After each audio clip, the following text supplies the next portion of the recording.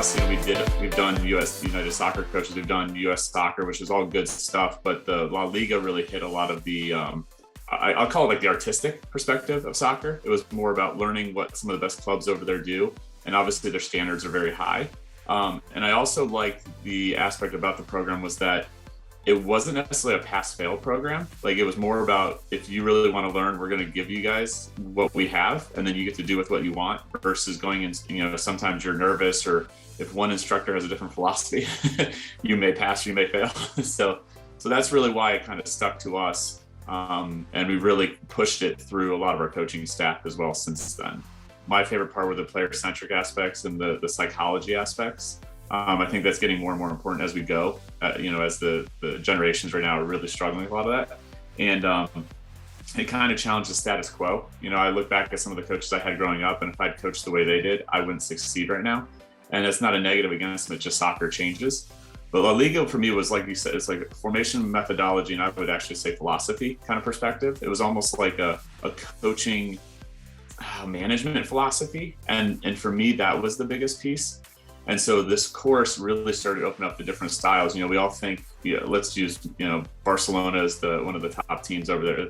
But you got Atletico, who doesn't play the same style. You got all these other ones who are in that, and they've learned how to, kind of test and change their philosophies and adjust. And so I think for me, it really opened my mind up to, you can't be set in your ways, but you do have to adjust and kind of take what works, and you don't have to take what somebody says works. That was the best part. They're like, you want this piece, use it.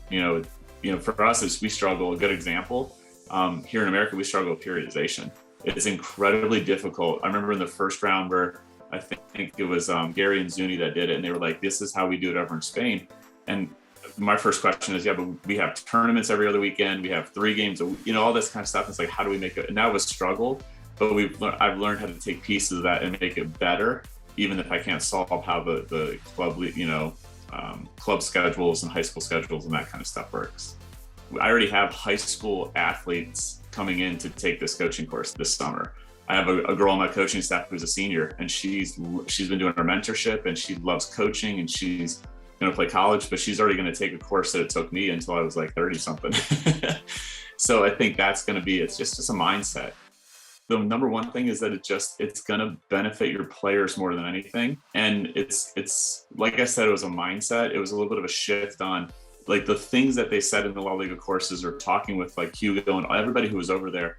There was such an emphasis on the players, and everybody says that nowadays. It's a cliche phrase, player centric, player whatever. But like, they care about the players.